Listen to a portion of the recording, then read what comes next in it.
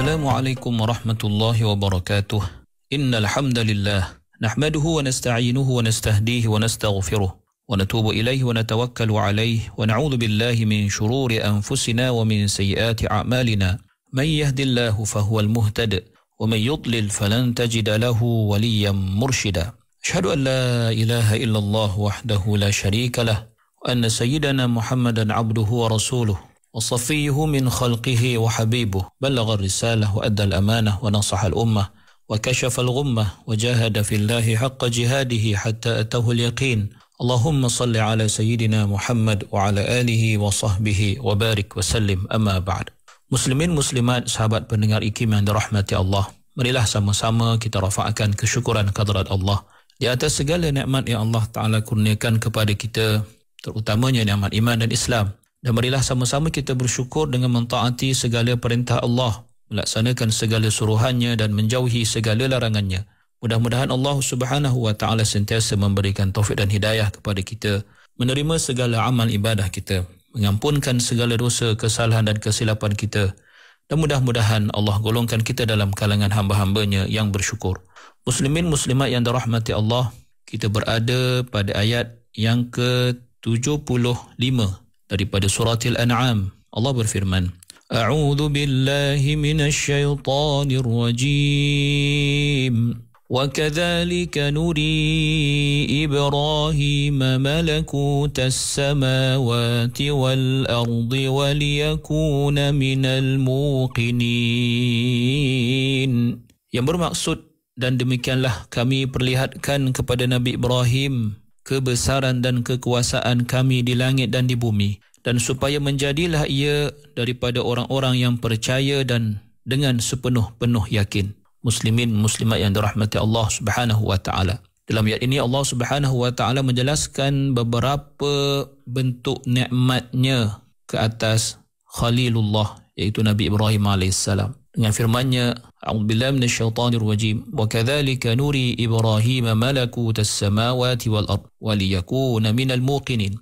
Bermaksud, dan demikianlah kami perlihatkan kepada Nabi Ibrahim AS suatu perkara yang benar, menyalahi apa yang dilakukan oleh ayahnya dan kaumnya berupa kesyirikan. Kami perlihatkan kepadanya juga beberapa bentuk dan bukti ketuhanan kami dan kekuasaan kami di langit dan di bumi, dan kami dedahkan kepadanya beberapa hakikat mengenainya, untuk menambahkan lagi keimanan kepada keimanannya, dan agar dia menjadi dalam kalangan orang-orang yang mengetahui dengan ilmu yang sempurna, dengan ilmu yang tidak ada keraguan padanya, bahawa ia berada di atas jalan yang benar, di atas jalan yang hak, sedangkan golongannya menyalahinya, termasuk ayahnya dan juga kaumnya, berada di atas jalan kebatilan.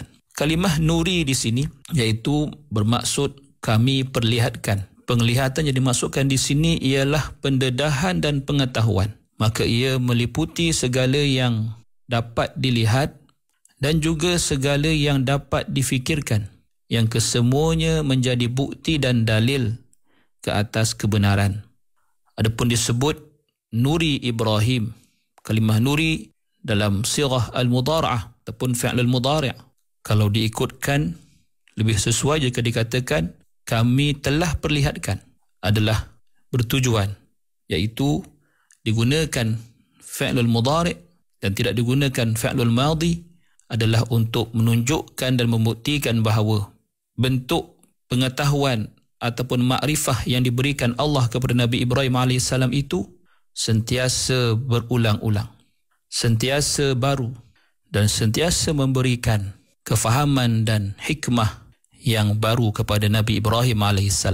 Kalimah malakut merujuk kepada al-mulkul azim, kerajaan yang agung yang dimiliki oleh Allah Subhanahu wa Ta'ala, sama ada di langit dan juga di bumi, dan apa yang ada di antara keduanya. Muslimin muslimat yang dirahmati Allah Subhanahu wa Ta'ala, kita lihat pemberian ilmu oleh Allah kepada Nabi Ibrahim AS yang tidak henti-henti itu, yang berulang-ulang itu. Apakah tujuannya? Tujuannya adalah waliyakuna minal muqinin, agar baginda tergolong dalam golongan orang-orang yang yakin dengan sebenar-benarnya. Mari kita lihat ayat seterusnya, iaitu ayat yang ke-76 daripada surah Al-An'am ini. Allah berfirman, A'udzu billahi minasy syaithanir rajim. فَلَمَّا جَنَّ عَلَيْهِ اللَّيْلُ رَأَى كَوْكَبًا قَالَ هَذَا رَبِّي فَلَمَّا أَفَلَ قَالَ لَا أُحِبُّ الْآفِلِينَ.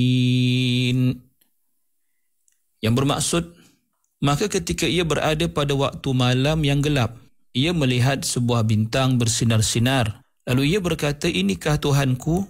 Kemudian apabila bintang itu terbenam, ia berkata pula, aku tidak suka kepada yang terbenam lalu hilang. Muslimin, muslimat yang dirahmati Allah Subhanahu wa taala.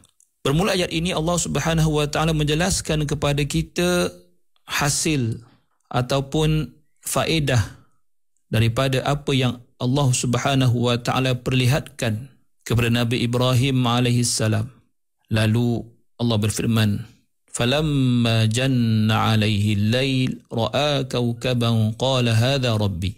Kalimah janna alaihi al-lail, apabila Allah menutupkan kepada ataupun menjadikan Nabi Ibrahim itu berada pada waktu malam, maka digunakan kalimah janna, iaitu yang menunjukkan sesuatu yang menyebabkan apa juga benda akan terselindung atau tidak dapat dilihat. Maka apabila malam menjelang, sesuatu yang dapat dilihat ketika ada cahaya akan hilang daripada penglihatan kerana sudah tidak ada cahaya. Kerana kalimah al-jan membawa maksud sesuatu yang menutup daripada pandangan atau menutup daripada pengetahuan. Contohnya seperti kalimah al-jin, itu makhluk jin yang tak dapat dilihat oleh mata.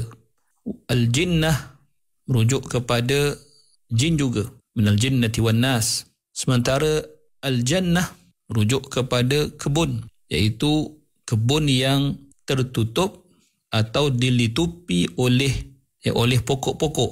Bermaksud kebun yang mempunyai pokok-pokok yang rindang, yang subur, yang melindungi tanah di dalamnya atau kawasan di dalamnya. Itu juga janin, merujuk kepada bayi ataupun embrio yang ada di dalam rahim wanita, terselindung di dalamnya atau terpelihara di dalamnya. Juga kalimah junun, iaitu gila atau kegilaan, yang mana gila itu adalah merujuk kepada seseorang yang ataupun penyakit yang disebabkan akal yang tertutup atau akal yang tiada pada seseorang.